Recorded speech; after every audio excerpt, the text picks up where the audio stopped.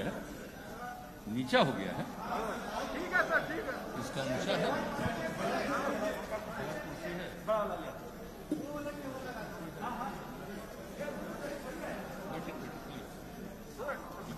नीचे तुम लोग ना खड़ा हो गया भैया, बैठ जाओ ना भैया। अरे यार गजब कैसे हो, प्रेस कॉन्फ्रेंस नहीं हो रहा है, बाहर हो रहा है। ये है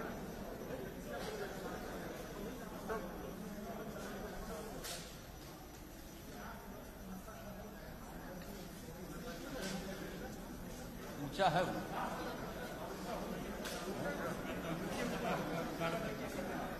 ये ऊंचा है ना, हो जाएगा, हो जाएगा। ऊंचा कर दो, ऊंचा तो ऊंचा है नहीं, ऊंचा है। भैया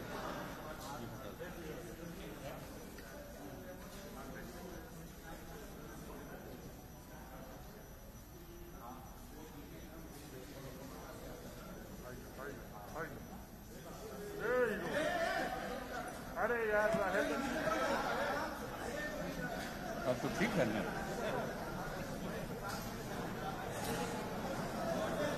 अब ठीक है। जी सर। ठीक।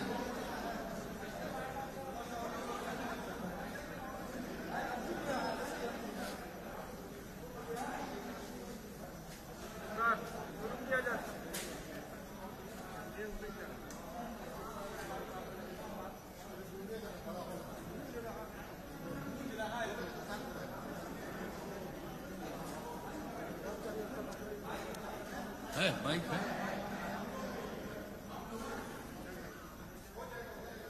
ये तो एक काफी है, यही दे दीजिए ना। नहीं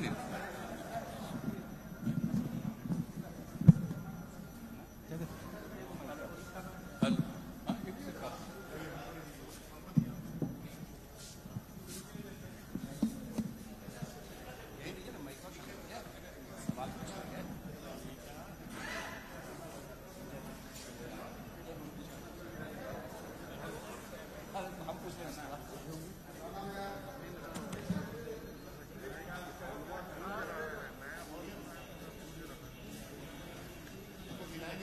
सीधा सवाल ही कह रहे हैं क्या? मुख्यमंत्री जी आज थोड़ा डाउन करते, आवाज थोड़ा कम करिए। हाँ बोलिए ना। पहले आप अपनी बात बोल लीजिए।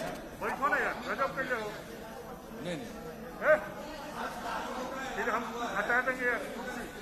लाइट जा रहा है, नहीं समझ आज में आ रहा है। और तो जा रहा है, साइड होकर करो। आज बिहार के विधानसभा चुनाव की घोषणा हो गई है। चुनाव आयोग ने इसके बारे में तिथियों की घोषणा कर दी है और आज ही इसका हो गया है। हम लोग तो इसका स्वागत करते हैं और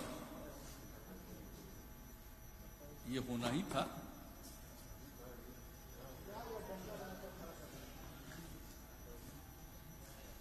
पिछले वर्ष में जो चुनाव जिस दिन ऐलान किया गया था उससे लगभग 15 दिन का फर्क, और जबकि ये कोरोना वायरस के चलते एक ये भी चर्चा चल रही थी, कुछ लोगों की मांग भी हो रही थी, लेकिन हम लोगों को लगा था कि आखिरकार 5 साल की अवधि है, ये पूरा हो जाएगा तो चुनाव तो समय पर होना चाहिए। लेकिन ये सब कुछ चुनाव आयोग पर निर्भर करता था। चुनाव आयोग ने पूरी तैयारी कर ली, बूथ की संख्या बढ़ा दी, एक बूथ पर 1000 से ज़्यादा वोटर नहीं होंगे और इस प्रकार से अनेक नए बूथ के बारे में तय कर दिया। और आज ये भी तय कर दिया कि 1 घंटा ज़्यादा वोट की अवधि हो जाएगी। तो हर प्रकार से इंतजाम जो कुछ भी इसके मामले में अध्ययन किया उन लोगों ने, यहाँ पर कई मीटिंग्स की, लोगों की राय से भी अवगत हुए हैं। पूरी स्थिति को देख करके उन लोगों ने एक फैसला लिया है। हम लोग तो स्वागत करते हैं और चुनाव तो समय पर ही हो जाएगा, ये अच्छी बात है। और 3 फेज का चुनाव, बीच में कुछ फेज ज्यादा होता था, लेकिन अच्छी तरह हम लोगों को याद है कि पहले तो 3 ही फेज होता था। 2005 में जो फरवरी वाला चुनाव हुआ वो तो 3 ही फेज था। तो धीरे धीरे ये फेज हाँ, बाद में धीरे धीरे फेज बढ़ता गया, 4, 5, 6, 7 एक अलग बात है, लेकिन 3 फेज का चुनाव तय कर दिया है। और देख रहे हैं कि जो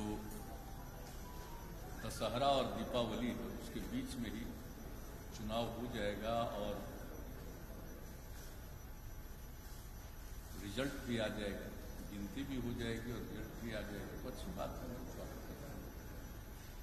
होना भी चाहिए समय पर। आज ही एबीपी न्यूज सी वोटर का पोल सर्वे आया है जिसमें जेडीयू बीजेपी की काफी बढ़त है, 160 प्लस दिखाया जा रहा है। क्या आपको लगता है कि आपके अनुमान इतना है या और भी ज्यादा है, या इस बार किन मुद्दों पर चुनाव हो रही है? देखिए, हम तो हमेशा कहते हैं जनता मालिक है। जनता को तय करना है कि उसको किसको मौका देंगे, किन लोगों को मौका देंगे, तो जनता मालिक है।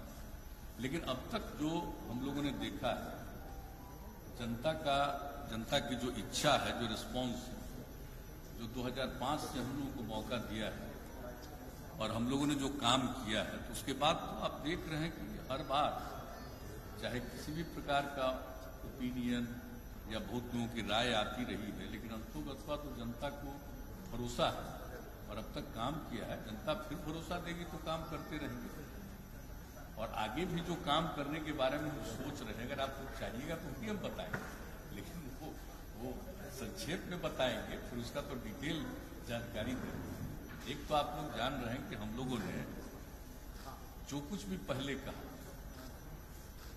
जो कुछ भी हम लोगों ने चुनाव के पहले जिन योजनाओं के बारे में बताया कि हम लोग इस पर काम करेंगे, और चुनाव के बाद जिस तरह के कार्यक्रमों के बारे में हम लोगों ने सरकार बनने के बाद ऐलान किया, उसको तो हमेशा उसका अनुपालन करते रहे हैं, उसको क्रियान्वित किए हैं और उसका नतीजा देख लीजिए। चाहे वो शिक्षा का क्षेत्र हो, स्वास्थ्य का क्षेत्र हो, आधारभूत संरचना का क्षेत्र हो, राज्य की पूरी आमदनी का क्षेत्र हो, लोगों की आमदनी का मामला हो, हर चीज में वृद्धि हुई है। और जो इस कार्यकाल में जिसका समय अब समाप्त हो रहा है और नया चुनाव होने वाला है, तो इस बीच में जो कुछ भी हम लोगों ने कहा था, हमने 7 निश्चय के माध्यम से जो निर्णय लिया और एक एक चीज का हम लोगों ने ऐलान कर दिया है कि 7 निश्चय का जो हम लोगों ने किया, किस तरह से इसको हम लोगों ने क्रियान्वित किया है। और उसके बाद जो कुछ भी है और जो काम है, बहुत सारे काम हो गए, काम प्रारंभ हो गए, बहुत सारा काम पूरा हो गया, प्रोसेस में पूरा हो गया। जैसे हम लोग इंस्टीट्यूशन बनवा रहे हैं, हर जिले में इंजीनियरिंग कॉलेज, पॉलिटेक्निक संस्थान, जीएनएम संस्थान, पैरामेडिकल संस्थान, ये सब बनवा रहे हैं।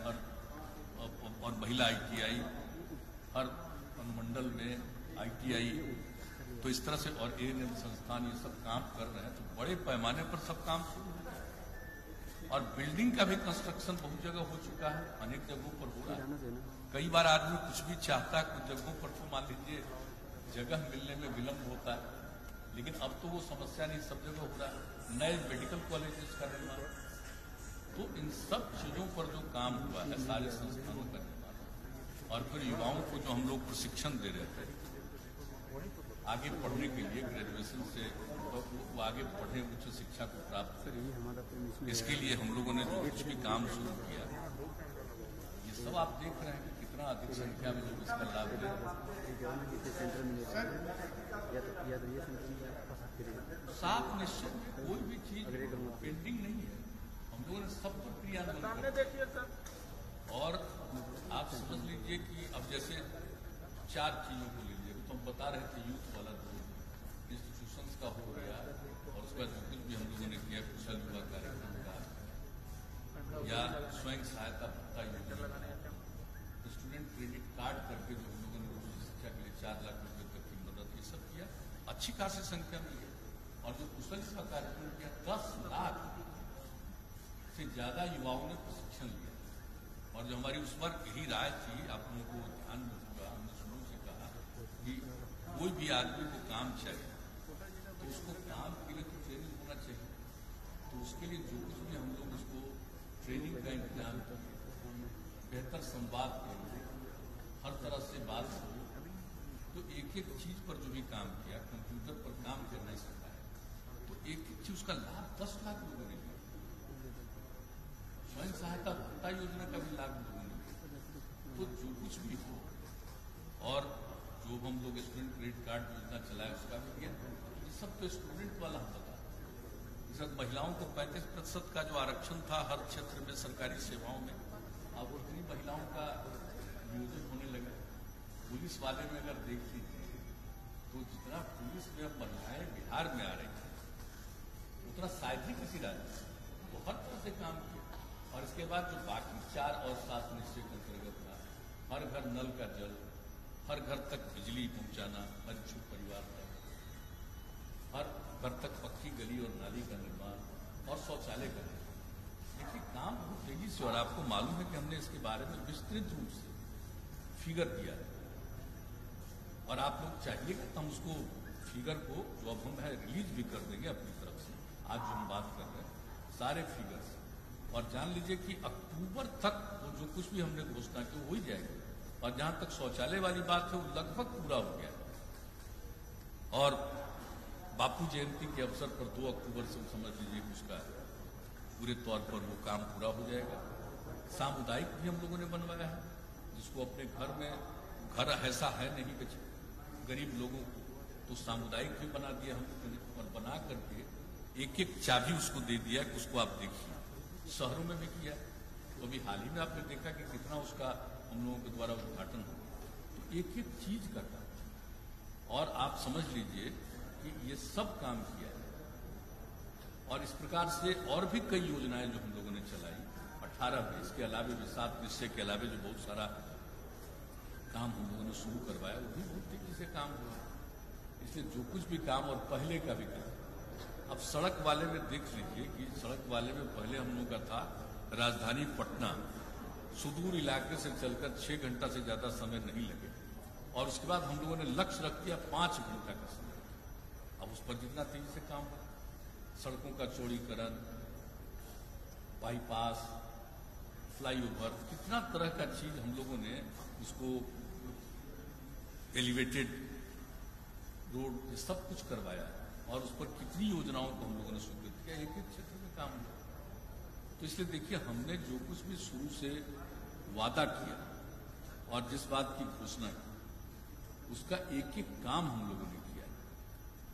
और इस बार भी जो हम 7 निश्चय का बता दिए, और कई योजनाओं के बारे में जो भी काम किया उसका कितना लाभ लोगों को हुआ, महिलाओं के लिए कितना किया कि भाई घर में अगर लड़की पैदा हो तो खुश होना चाहिए, तकलीफ में नहीं जाना चाहिए, और उसके लिए जो जो और नई नई स्कीम हम चला करके दिए, उसका सबको लाभ कितना मिल रहा है। सर एक चीज बताइए, पिछली बार आप गए थे सर, पिछली बार चुनाव में जब आप गए थे तो 7 निश्चय आपने उसको डिवाइस किया था, प्रोग्राम किया था, जिसको आपके अदर एलाइज ने अडॉप्ट किया। इस बार क्या आप वैसा ही कुछ करने वाले हैं अगले 5 सालों के लिए? मेरा दूसरा सवाल आपसे है कि जब भी विधानसभा चुनाव लड़े हैं तो उसका इतिहास ये रहा है कि आप बीजेपी से ज्यादा सीटों पर चुनाव लड़े हैं, तो क्या आपकी आकांक्षा है कि लोकसभा में आप बराबरी पे लड़े, इस बार आपको ज्यादा सीटें मिलनी चाहिए? तीसरी बात है सर, क्या आपको लगता है कि रामविलास पासवान की अब आपको एनडीए में कोई जरूरत नहीं रही? देखिए आपने जो पहला प्रश्न किया कि जैसे पिछली बार 7 निश्चय पर चले तो आगे आपका क्या है, ये बहुत ठीक आपने पूछ दिया। हम आपको बता देते हैं कि जैसे पिछली बार हम लोगों ने 7 निश्चय जो पहला चलाया, वो पहला 7 निश्चय, अब अगर मौका मिलेगा तो दूसरा 7 निश्चय के बारे में हमने सोच लिया। उसी तरह से योजनाएं सब लोगों के लिए 7 निश्चय 2, 7 निश्चय 1, उस पर तो हम क्रियान्वित कर दिए।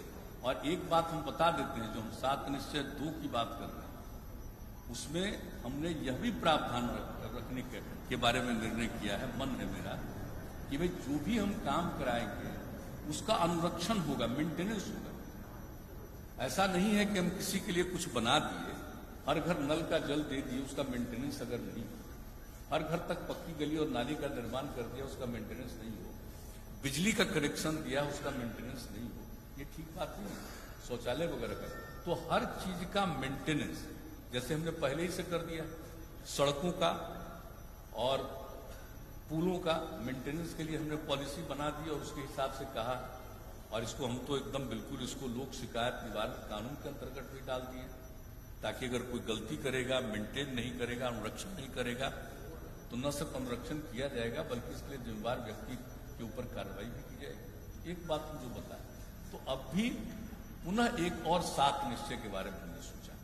अगर आप कहिएगा तो उसके बारे में कुछ बताते, जो हम सोचे सच्चे थे उसका डिटेल तो फिर हम रिलीज करवाएंगे, उसका एक एक आइटम और उस तरह से करके।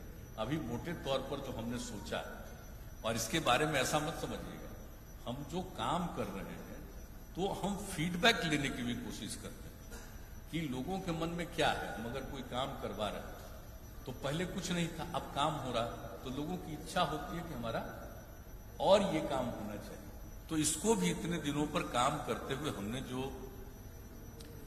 आकलन करने की कोशिश की और एक तरह से कहिए कि उसके बारे में फीडबैक लेने की कोशिश की, तो उसके बाद अब मेरे मन में आया कि साहब हम लोगों को पुनः एक और 7 निश्चय, इसके बाद दूसरा फेज 7 निश्चय का हम लोगों को शुरू करना है।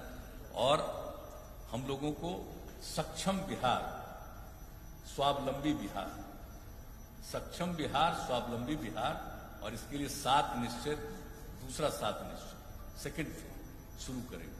और पहला है यूथ के लिए हम लोगों ने सोचा है, पहला है हमारा युवा शक्ति बिहार की प्रगति। अब उसमें युवाओं को, एक तो सबको मालूम है कि भाई राज्य सरकार में या कहीं भी केंद्र सरकार में या किसी भी राज्य में हर एडुकेटेड व्यक्ति को या किसी को भी, सबको तो सरकारी नौकरी नहीं मिल सकती, उसकी तो एक सीमा है। लेकिन उनकी ट्रेनिंग इतनी होनी चाहिए, न सिर्फ एजुकेशन बल्कि उसके अलावा उनकी ट्रेनिंग इस तरह से होनी चाहिए कि साहब उनको काम मिले, हर प्रकार का काम मिले। इसके लिए जो हम प्रशिक्षण का काम कर रहे हैं उसमें और सुधार लाए। जो नई टेक्नोलॉजी है उसके बारे में, जैसे हमने कहा कि भाई कंप्यूटर पर काम करना सीखिए, तो प्राइमरी चीज थी।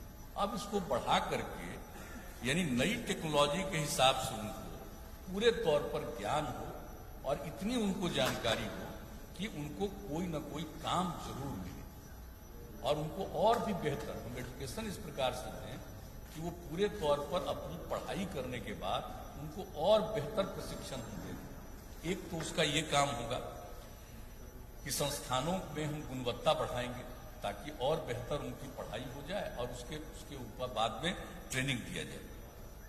हर जिले में मेगा स्किल सेंटर, मार्गदर्शन, नई स्किल में प्रशिक्षण, जिसका हम जिक्र कर रहे हैं, उस तरह का कुछ करेंगे। हर प्रमंडल में टूल रूम, स्किल एवं उद्यमिता हेतु नया विभाग बनाए, यानी लोगों का स्किल करना, उद्यमिता को बढ़ावा देना, इसके लिए एक अलग डिपार्टमेंट हम लोग बनाएंगे। ITI और पॉलिटेक्निक सहित सब में नया विभाग में सब, यानी उसमें ITI को भी डालेंगे, पॉलिटेक्निक इंस्टीट्यूशंस को भी डालेंगे। जितने प्रकार का हम प्रशिक्षण करते हैं इन सब लोगों को बेहतर प्रशिक्षण के लिए एक डिपार्टमेंट बनाएंगे। स्किल एवं उद्यमिता हेतु नया विभाग, एक विभाग बना करके, और उसके माध्यम से इस तरह से लोगों को एडुकेशन के अलावे उनका प्रशिक्षण हम पूरे तौर पर करें ताकि उनको काम मिल सके या खुद भी अपना कुछ काम कर सके और लोगों को भी काम में शामिल कर सके। तो इस तरह का हम लोग करना चाहते हैं। और अगर कोई उद्यमिता विकास के लिए काम करेगा, आपको मालूम है नई हम लोगों ने औद्योगिक नीति भी बना दी, उद्यमिता के विकास के लिए हम लोग मदद देने का भी निर्णय कर लिए। लेकिन जो उद्यमिता विकास जो करेगा, कोई भी काम करना चाहेगा, किसी भी प्रकार का उद्यम, कोई नया यूथ, तो उनको हम मदद करेंगे।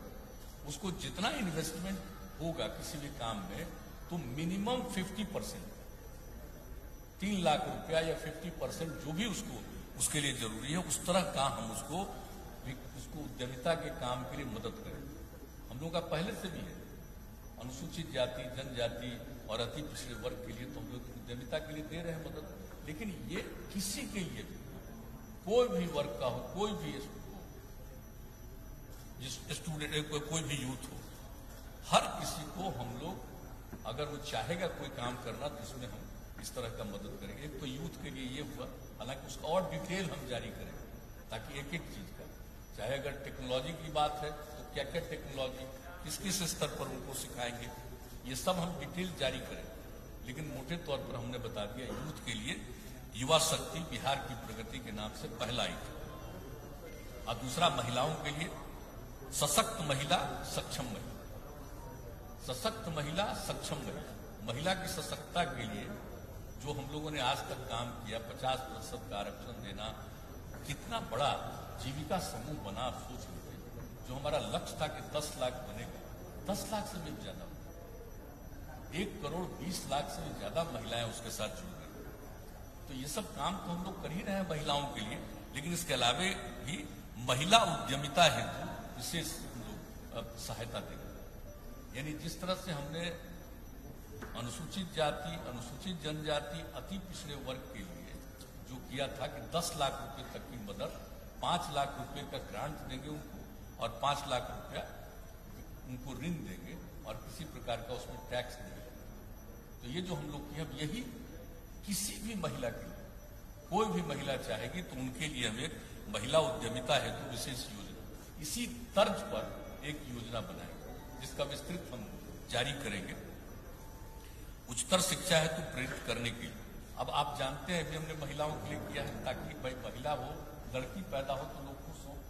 तो हमने क्या किया था कि भाई इंटर पास करेगी, 12वीं कक्षा पास करेगी, अविवाहित, क्योंकि आप जानते हैं हम लोग इसको देखते हैं कि किसी को विवाह कम उम्र में नहीं हो, तो उस सब के लिए काम करते हैं। तो आखिर कोई 12वीं कक्षा पास करेगी तो उस समय उसकी उम्र 18 साल नहीं होती। इसलिए हम लोगों ने क्या कहा था पहले कि जो इंटर पास करेगी, 12वीं कक्षा पास करेगी, उसको हम लोग मदद करेंगे कितना, 10,000। और अगर कोई भी उस विवाहित भी हो जाएगी, स्वाभाविक है, ग्रेजुएशन कर ले, तब उनको हम 25,000 रुपये दे रहे हैं। अब हमने तय कर, अब अगली बार आपके लिए तय कर दिया है कि भाई कोई भी लड़की इंटर कर लेगी तो उसको 25,000 रुपया दें आगे की, और अगर ग्रेजुएशन कर लेगी तो 50,000 रुपया दें हर महिला की, हर लड़की की। तो ये भी हम लोगों का है सक्षम महिला के लिए, सशक्त महिला सक्षम महिला। और क्षेत्रीय प्रशासन में आरक्षण के अनुरूप महिलाओं की भागीदारी बढ़ाई जाए। देखिए, सिर्फ नौकरी देना नहीं का मतलब, जहां भी जिस लेवल पर होता है, जैसे अब मान लीजिए थाना, जैसे ब्लॉक, अंचल, सब डिवीजन, जिला, ये सब जगहों पर हम जैसे महिलाओं को रिजर्वेशन दे रहे हैं, उसी तरह से ये इंश्योर्ड होगा कि सारे इस प्रकार की जगहों पर महिलाओं का रिप्रेजेंटेशन पूरा होना चाहिए। तो ये हमारे अगले 7 निश्चय का द्वितीय 7 निश्चय का ये हमारा है, महिलाओं के लिए इतना करने का।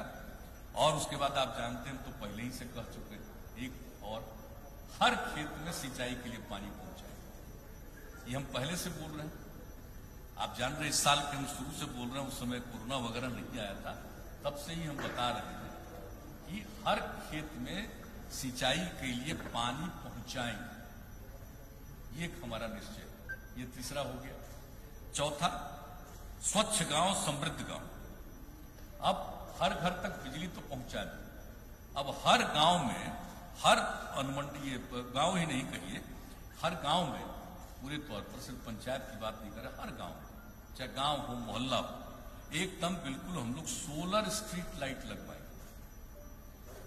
हर गांव सोलर स्ट्रीट लाइट, ये हमारा अगला निश्चय, गांव को विकसित करने का।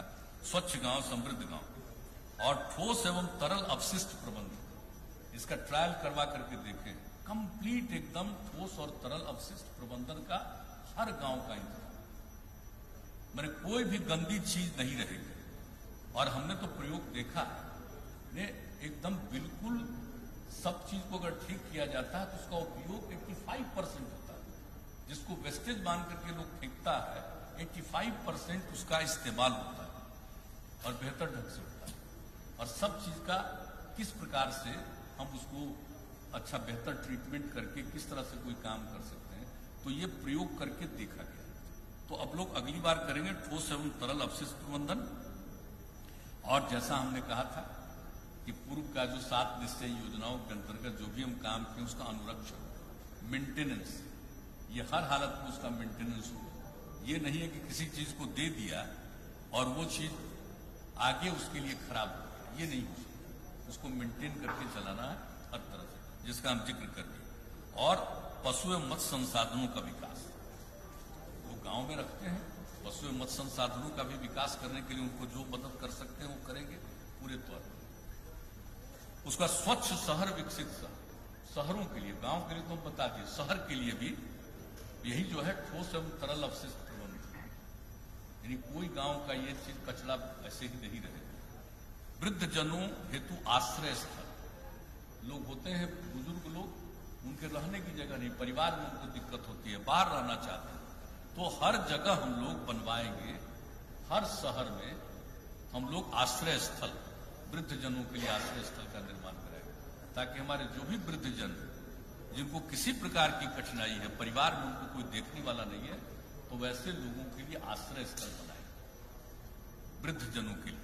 और शहरी गरीबों हेतु बहुमंजिला आवासन करने, अब शहर में देखते हैं कहां कहां सब ऐसे ही बसा रहता है, सबके लिए बहुमंजिला आवास का निर्माण कराएंगे, चाहे किसी भी शहर में। सिर्फ हम पटना की बात नहीं कर रहे, नगर निगम की बात नहीं कर रहे, चाहे नगर परिषद हो, नगर पंचायत हो, जितने भी शहर कहीं से भी आकर के वहां पर रह रहा है, उसको रहने की जगह नहीं है, तो हम लोग मल्टी स्टोरीड बिल्डिंग बना करके सबको एकोमोडेट कराएंगे और सबको रखेंगे। यह हमारा एक है। और जितने सभी शहर और महत्वपूर्ण नदी घाट, सिर्फ शहर ही नहीं, अब जैसे पटना शहर गंगा नदी के किनारे, इस तरह से जो भी शहर या कोई भी जहां घाट है, उसके घाटों पर विद्युत शवदाह गृह सहित मोक्ष धाम का निर्माण। ये कहीं इंतजाम नहीं रहता है, उसके चलते लोगों को तकलीफ, कहीं कहीं उनको अंतिम संस्कार करना पड़ता है। और देखिए जो बिजली वाला इंतजाम जहां किया गया है, सब लोगों को सहूलियत होगी, इसलिए हर जगह विद्युत शवदाह गृह सहित मोक्ष धाम का निर्माण कराया जाएगा। ये स्वच्छ शहर विकसित शहर। छठा, सुलभ संपर्कता। अब एक बात हम पहले ही कह चुके हैं कि गांव को तो हर गांव को पक्की सड़क से जोड़ने का लगभग काम पूरा हो गया, हो रहा है, हो जाएगा, लेकिन इसके अलावे कई गांवों को जोड़ करके बेहतर सड़कों के साथ उनका जोड़ना उपयोगी है। मान लीजिए प्रखंड में जाना है, अनुमंडल में जाना है और कोई जरूरी जगह पर जाना है, तो उसका भी हमने पूरे तौर पर सर्वेक्षण करके गांव-गांव को जोड़ करके बेहतर सड़क तक पहुंचाने के लिए, ताकि उनको किसी भी प्रकार की सुविधा नहीं, तो आसपास के गांव को जोड़ते हुए मुख्य पथों और महत्वपूर्ण स्थानों तक संपर्कता हेतु नई सड़कों का निर्माण, जैसा हमने कहा, चाहे अनुमंडल हो, थाना हो, प्रखंड हो, ताकि किसी प्रकार की दिक्कत नहीं। अब गांव तो जुड़ गया, कहीं भी जा सकते हैं, लेकिन अब इसको देखा जाएगा कि भाई गांव को तो जुड़, अब इस तरह का पूरे इलाके में देखा जाएगा कि भाई और कई गांवों को, अगल बगल के गांव को जोड़ते हुए हम किसी मेन और सड़क है वहां पर पहुंचा दें, ज्यादा जल्दी वो पहुंच सकता है। तो ये काम अब अगले निश्चय में करेंगे, इसका ऐलान हमने पहले किया। और दूसरा चीज, जितना भी शहरी इलाका या मुख्य सड़कें जहां से भी गुजर रही, वहां पर आबादी का घनत्व, तो उसमें आने जाने के लिए कितना भी सड़क बनवाइए दिक्कत होती, तो उन सब जगहों पर बाईपास सड़क का निर्माण हम लोग करवाएंगे और जहां जरूरत होगा फ्लाईओवर का निर्माण कराएंगे। यहां देख रहे हैं पटना में कितना फ्लाईओवर का निर्माण करें और कई जगहों पर कर रहे हैं, तो उसी तरह से हम लोग करेंगे, अपनी तरफ से जितनी सड़कें उसका करेंगे। और मान लीजिए कोई NHAI का, NH का है, तो उन लोगों को हम लोग रिकमेंड करेंगे कि यहां पर करिए, लेकिन अपनी तरफ से जितना भी है सबका बाईपास हम लोग करवाएंगे। तो इसलिए समझ लीजिए सुलभ संपर्क, इसका नामकरण हमने किया सुलभ संपर्क का, चाहे गांव में हो, शहर में, किसी भी सड़क से जा रहे हैं, किसी तरह की कठिनाई नहीं। एक तो ये हो गया छठा। और सातवां, सबके लिए अतिरिक्त स्वास्थ्य सुविधा, चाहे पशु हो या मनुष्य, सबके लिए स्वास्थ्य सुविधा। जो हमने थोड़ा देखा, तो ये देखा है कि गांव वगैरह में जो हमारा हेल्थ सब सेंटर है वो ठीक से फंक्शनल नहीं, और दूसरी तरफ देखते थे कि गांव में लोग पशुपालन करते हैं, रखते हैं, उनका जानवर अगर बीमार हो गया तो उसका कोई ट्रीटमेंट ठीक ढंग से नहीं होता। तो इसलिए हमने तय कर दिया है कि बेहतर स्वास्थ्य सुविधा, यानी चाहे पशु हो या मनुष्य, उसके लिए एक आइटम यह भी होगा और गांव में जो नई टेक्नोलॉजी आ गई है उसके माध्यम से लोग तुरंत खबर कर सकते हैं और वहां से आएगा और एक एक तरह का उसका हम और डिटेल देंगे कि एक एक तरह की सुविधा लोगों को हो जाए और गांव में भी रहने वाले लोग हैं उनको भी प्राइमरी तौर पर प्राथमिक तौर पर जो ट्रीटमेंट हो सकता है चाहे मनुष्य और पशुओं के लिए। तो ये भी हमने देखा है कि इतना काम कर रहे हैं तो कई जगहों पर से ये बात आई कि जो पशुपालन करते हैं उनका अगर पशु अगर बीमार हो चाहे कोई भी पशु हो तो उनको दिक्कत हो। तो इसलिए अब हमने एक 7 निश्चय में 7वां निश्चय हमारे दूसरे 7 निश्चय का 7वां पॉइंट है सबके लिए अतिरिक्त स्वास्थ्य, यानी मनुष्य हो या पशु सबके लिए अतिरिक्त स्वास्थ्य। तो 7 निश्चय का दूसरा हिस्सा अब हम फिर अगर जनता मौका देगी तो हम ये करेंगे और पूरे तौर पर उसको मेंटेन करेंगे। हाँ आप जो कहिएगा वही करेंगे। अभी देखिए कोई बात नहीं, आपस में भी बात नहीं हुई है, अब डिक्लेयर हो गया है, स्वाभाविक है बातचीत होगी, उनको नहीं लगता है। और जो बात बोले हम लोगों को बिल्कुल माननीय रामविलास पासवान जी के प्रति हम लोगों की जो शुरू से एक अच्छा संबंध रहा है वो क्या बोलता है उस पर नहीं, इसलिए इन सब चीजों को देखना है, बीजेपी को भी देखना है। ये जो 14 के बाद से 14 से जो उनके और एलाइन है उनको भी देखें और सब चीज को देखें, उन लोगों को उस पर कुछ नहीं। और निश्चित रूप से अब आ गया है, ऐलान हो गया, इसलिए अब बहुत ही कम समय में ही, अब ज्यादा समय तो है नहीं, इसके बारे में तय करना पड़ेगा। चुनाव आयोग ज्यादा तैयारी कर रहा है, चुनाव आयोग को तो तैयारी करना उनका कर्तव्य है। नहीं तो नहीं है, नहीं तो है ही, हम लोगों की तरफ से तो किसी प्रकार का कोई है नहीं, जो भी होगा बातचीत, हमको लगता है वो लोग अपना उन लोगों के साथ बातचीत कर रहे होंगे और बातचीत का अंतिम रूप कर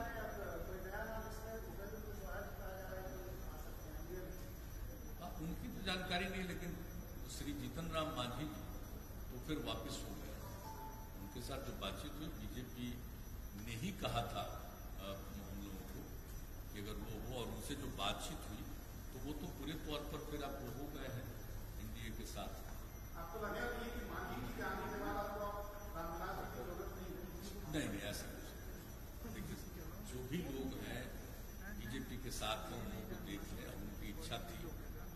अब जो बीजेपी के साथ थे हम लोग को अलग थे पिछले चुनाव में, तब उसमें से मान लीजिए 2 चले गए, 1 आ गए, अब एक और का जो भी हो तो बीजेपी को समझते बीजेपी बातचीत कर रहे हैं। नीतीश कुमार वाला कैमरा चेंज कर रहा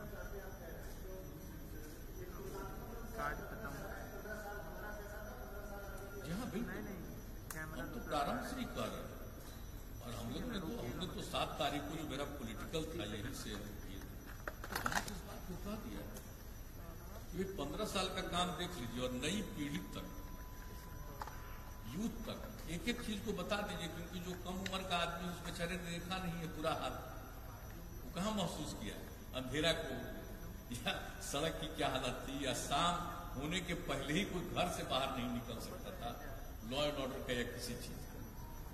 या कुछ लोग आजकल रोजगार की बात करते हैं, हंसी वाली बात, क्या रोजगार करते हैं? अभी तो हमने फिगर जारी किया है उसी समय 7 तारीख को हमने बता दिया था, बल्कि उससे ज्यादा ही रोजगार मिला। तो और दूसरी बात हमने तो अपने निश्चय में आपको बता दिया, अगले निश्चय में भी, कि किस तरह से हम ज्यादा से ज्यादा और लोगों को अपना काम कर सके, उनको काम करने के लिए भी सहायता और उनकी ट्रेनिंग, ये सब करेंगे। तो देखिए कुछ लोगों की तो आदत है कुछ बोलते रहते हैं, तो खैर ठीक है, कोई जो चाहे वो बोले, उससे हम लोगों को कोई मतलब नहीं। लेकिन आज तक हम लोगों का जो काम है लोगों ने देखा है, भाई हम काम करते हैं, हम कहाँ बिना मतलब किसी के साथ उलझते हैं, हमको जाना रहता हम लोगों के बीच में जाते हैं और सीधे उनके साथ संवाद स्थापित करते हैं काम।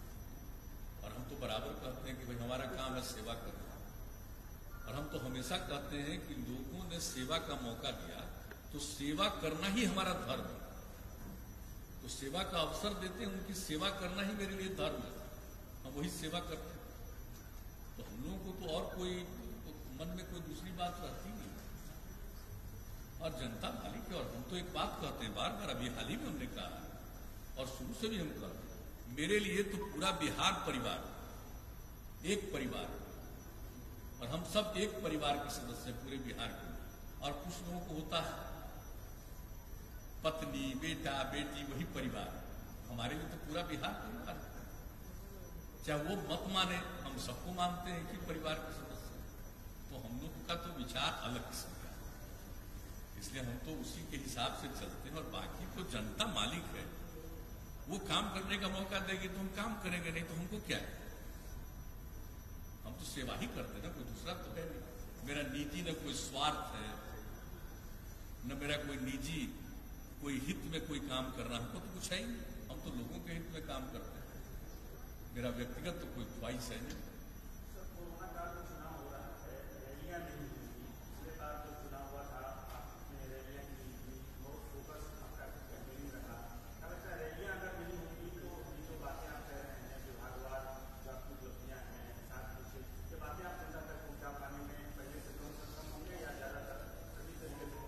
देखिए, जहां तक कोरोना की बात है, आप बिल्कुल सही कह रहे हैं।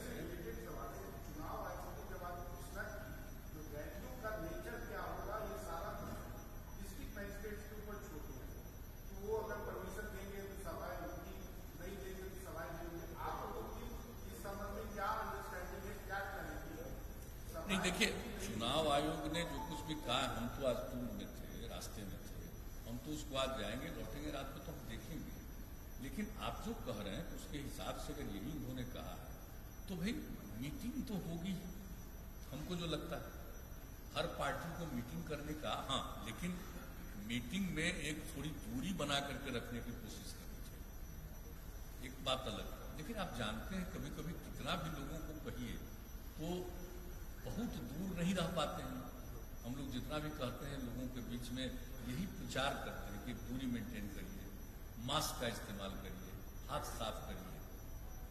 65 साल से अधिक उम्र वाले जितने हैं घर के अंदर अकारण मत लिखिए, गर्भवती महिलाएं हैं, कोई अन्य प्रकार की बीमारी से पीड़ित है, बच्चे हैं 10 साल से कम उम्र के बच्चे और बच्चियों को, इनका ख्याल रखिए और अकारण घर से न निकले। तो ये सब एक एक चीज को प्रचारित करते हैं, लोगों को समझाते हैं।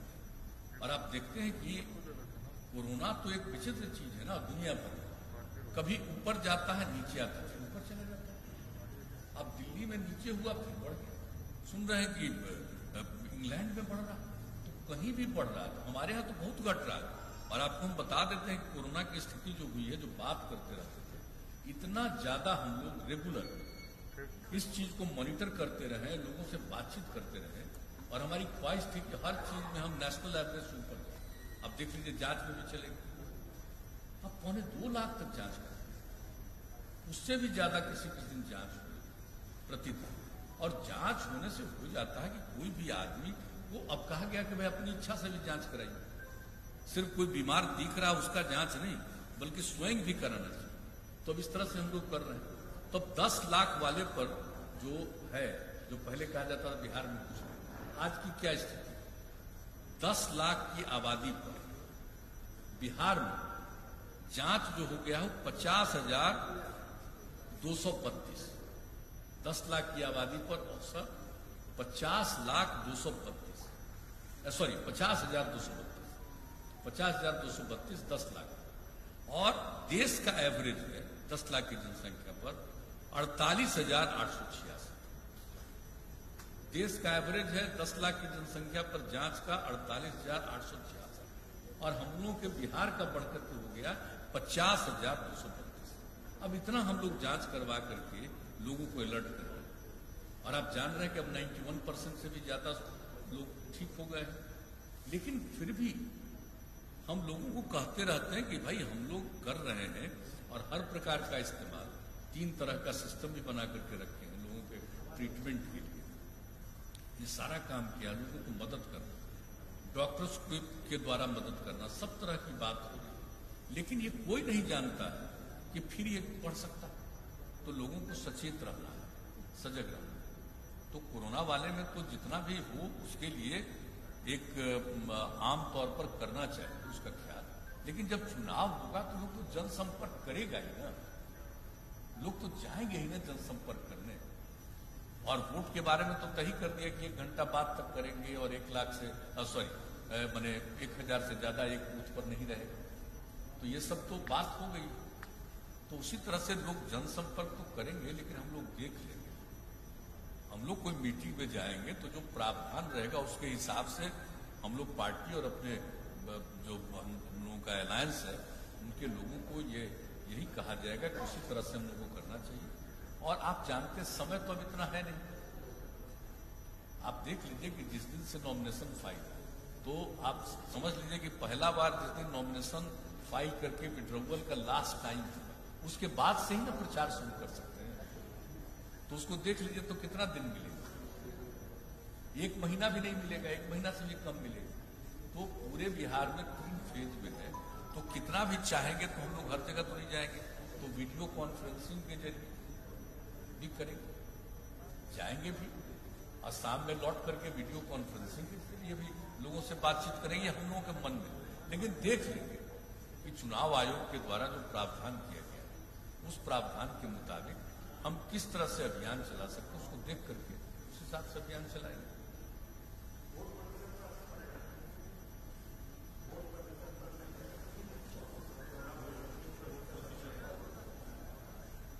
देखिए, हमको लगता नहीं है कि उतना ज्यादा कोई वोट प्रतिशत पर असर पड़ेगा, क्योंकि एक ऐसी चीज है ना कि चुनाव का जब कैंपेन शुरू हो जाएगा और इसकी बात शुरू होगा तो लोग जाएंगे।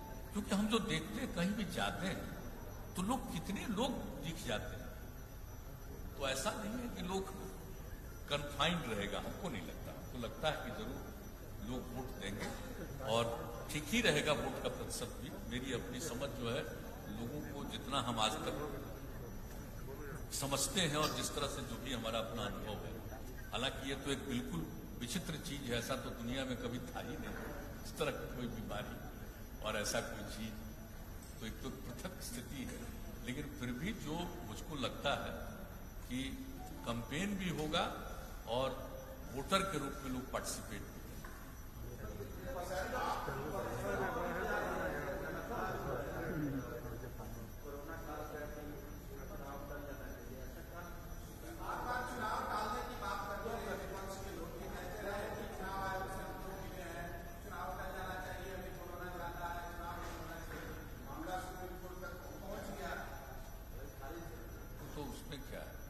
देखिए, तो चुनाव आयोग का संवैधानिक अधिकार है, इसमें किसी का इंटरफेरेंस नहीं। ये चुनाव आयोग का संवैधानिक अधिकार है और चुनाव आयोग ने जो तय किया उसी के मुताबिक होना। अब कोई नहीं चाहते थे वो क्या करेंगे, चुनाव में भाग नहीं लेंगे। हमको तो ऐसा नहीं लगता कि कोई चुनाव, सब लोग चुनाव में भाग लेंगे। अब बोल जो भी रहे थे,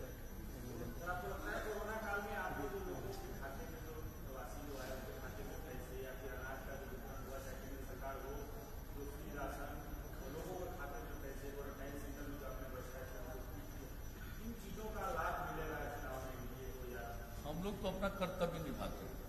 हम नहीं सोचते हैं कि कोई लाभ या नुकसान की बात, वो तो मेरी ड्यूटी थी ना।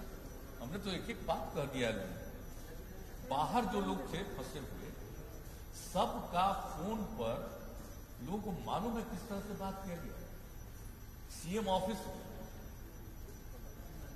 आरसी के यहाँ और आपदा प्रबंधन का जो दफ्तर है यहाँ, वहां पर टीम लगा करके एक एक आदमी की बात। और तभी तो हम कहे कि वहां के सरकार को कहेंगे और लोगों को 1-1 हजार रुपए का मदद।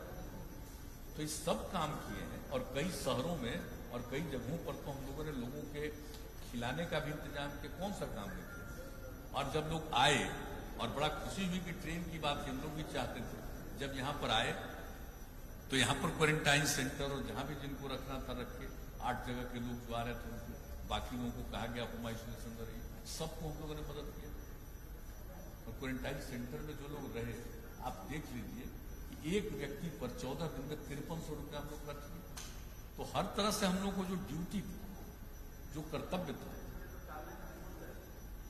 तो हम अपना ड्यूटी करेंगे। ये हम थोड़ी चाहेंगे कि हम जो ड्यूटी कर रहे हैं तो इसका हमको लाभ मिलेगा, या सोचते ही नहीं है कभी। ये तो मेरा ड्यूटी करना मेरा फर्ज है, ये तो सेवा का अंग है। एनडीए का सीट शेयरिंग जो है अभी तक नहीं हो पाया, तो क्या ये सीट शेयरिंग फेज वाइज होगा या पहले होगा, या आप लोग चिराग पासवान के जाने का इंतजार कर रहे हैं फिर कुशवाहा की तरह? नहीं, ऐसा होने का विचार हमको लगता है कि जल्दी से जल्दी हो ही जाएगा, जल्दी से जल्दी हो ही जाएगा। सर, आप कह रहे हैं कि बिहार में काफी विकास हुआ है, प्रधानमंत्री आपकी लगातार तारीफ कर रहे हैं, लेकिन ये विकास जो है ये चिराग पासवान को दिखाई नहीं देता।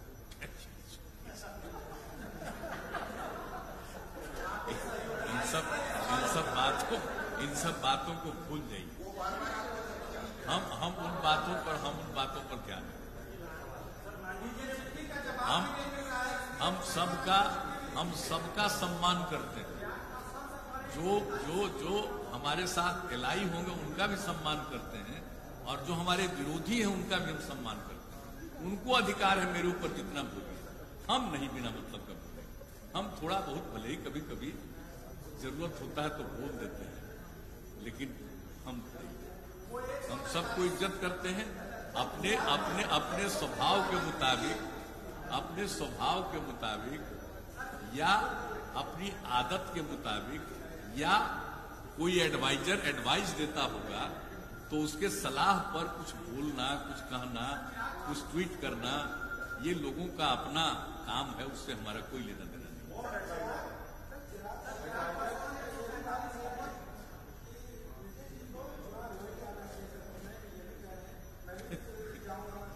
हमको नहीं पता।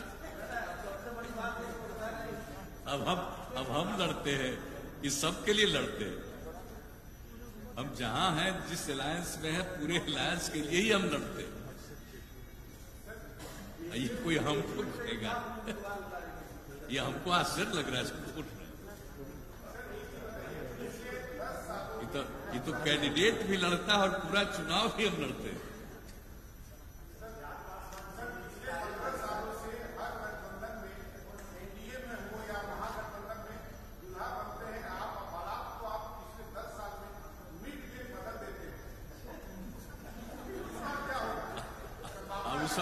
वो सबका तो उस समय बताए थे। अब क्या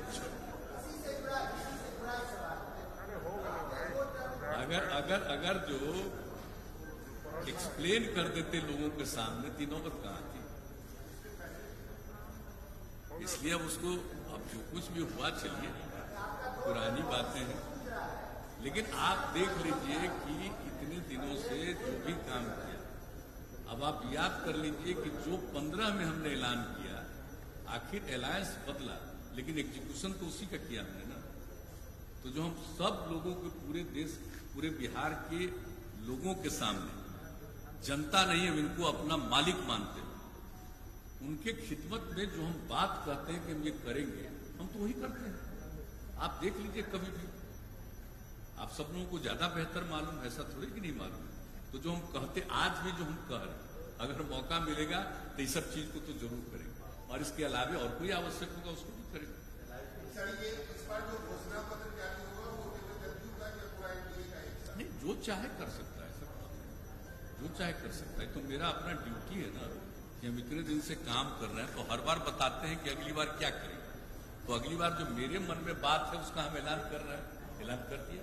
इसके अलावा भी और कोई काम होगा तो भी करना है। हो गया